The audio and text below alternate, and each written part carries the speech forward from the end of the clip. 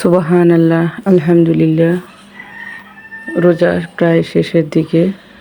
তো আমি আজকে সারাদিন অনেক কষ্ট করার পরে ইফতারিগুলো গুছিয়ে নিয়ে বসলাম। সকাল 6টা থেকে সন্ধ্যা 6টা পর্যন্ত কী কী কাজ করলাম। আসসালামু আলাইকুম আমার প্রিয় ভাই বোনেরা, আপনাদের সামনে আমি নতুন একটি ভিডিও নিয়ে এসেছি গ্রামের বাড়ির।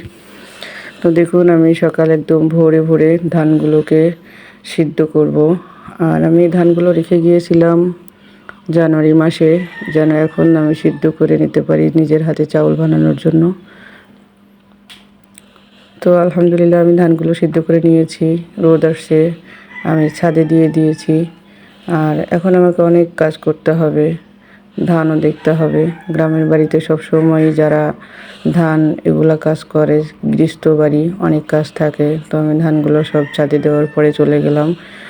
আমার ছোট দেবর, ছোট ভাইয়া বলি, বাড়িতেই উঠানের পাশে কিছু সবজির চাষ করেছে। মাশাআল্লাহ, অনেক সুন্দর হয়েছে। কাঁচামরিচ, টমেটো। আমি ওখান থেকে টাটকা টাটকা কিছু সবজি নিয়ে এসে রান্না করব। টমেটোগুলো সুন্দর হয়েছে। এখানে কোনো ওষুধ দেওয়া নেই। এখানে সব কিছু এমনিতে সার ওষুধ ছাড়া শুধু গোবরের ফাঁস দিয়ে এগুলা চাষ করা হয়েছে। তো দেখুন, মাশাআল্লাহ, বরবটি হয়েছে। এখানে শালগম, কতগুলো মরিচ গাছ এখনও রয়ে গেছে, লাগানো হয়নি। আমি এখন কিছু শালগম, টমেটো উঠিয়ে নিচ্ছি। আমি আজকে এটাই রান্না করব। টাটকা টাটকা ছিঁড়ে যাচ্ছে হাতে ধরার আগেই। মাশাআল্লাহ, টমেটোগুলো অনেক বেশি ভালো হয়েছে, দেখতে সুন্দর। আমি এখন এই সবজিগুলোকে কেটে নেব। টাটকা টাটকা সবজি কার কার খেতে ভালো লাগে কমেন্টে লিখে যাবেন। আমার ভিডিওর কোনো অংশ যদি একটু ভালো লেগে থাকে অবশ্যই আমার চ্যানেলটিকে সাবস্ক্রাইব করবেন, লাইক কমেন্ট শেয়ার করবেন। আপনাদের একটি লাইক আমার অনেক অনেক বেশি উপকারে আসবে। যারা ভুলে যান আমার প্রিয় ভাই বোনেরা, একটা লাইক অবশ্যই দিবেন। দেখুন, আমি এখানে চিংড়ি মাছ ফ্রিজে রেখে দিয়েছিলাম, ওগুলা দিয়ে রান্না করছি। মাশাআল্লাহ, সুন্দর কালার হয়েছে, দেখতে খুব যেরকম ভালো লাগতেছে, খেতেও তার চেয়ে বেশি ভালো হয়েছে।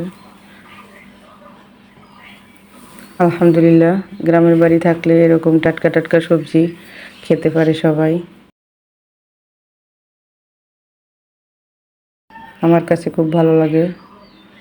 আর আমি যখন যেখানে যাই তখন সেরকম করেই চলা পছন্দ করি। কিছু ধনিয়া পাতা দিয়ে দিলাম। মাশাআল্লাহ, আমার তরকারিটা হয়ে গেছে। এখন আমি ইফতারির সময় খুব কম আছে, এই জন্য আমি তাড়াতাড়ি করে সিমাই রান্না করব। ইফতারির সময় হয়ে আসছে, এই জন্য তাড়াতাড়ি করে আমি দুধ বসিয়ে দিয়েছি। কিছু লাচ্চা সিমাই রান্না করব। অনেক কাজ, ব্যস্ততার ভিতরে সব কিছু খেয়াল রাখতে হয়। অনেক কাজ সময় মতো করতেও পারছি না, একা মানুষ। তো আমি সিমাইগুলো দিয়ে দিলাম।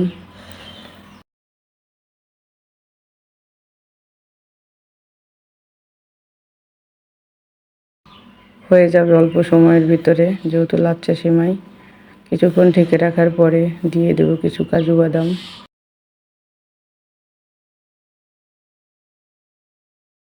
মাশাআল্লাহ, আমার এটা হয়ে গেছে। আর এদিকে তো পুরাই অবস্থা খারাপ আমার। আপনারা ভাববেন আমার রান্নাঘরটা এত নোংরা, আসলে তা না। এখানে ওই যে ঘরটা বন্ধ থাকে, যার কারণে ওয়ালগুলো এরকম হয়ে গেছে। আর এমনিতেও এখন বাহিরে কাজ করি, যার কারণে রান্নাঘরের ভিতরটা বেশি একটা গোছানো নাই। তো মাশাআল্লাহ, আমার ইফতারি সময় হয়ে গেছে, আমার ইফতারি রেডি করা হয়ে গেছে। সবাই যে যেখানেই থাকেন সবাই ভালো থাকবেন, সুস্থ থাকবেন, আল্লাহর কাছে এই কামনা করি সব সময়। আল্লাহ হাফেজ।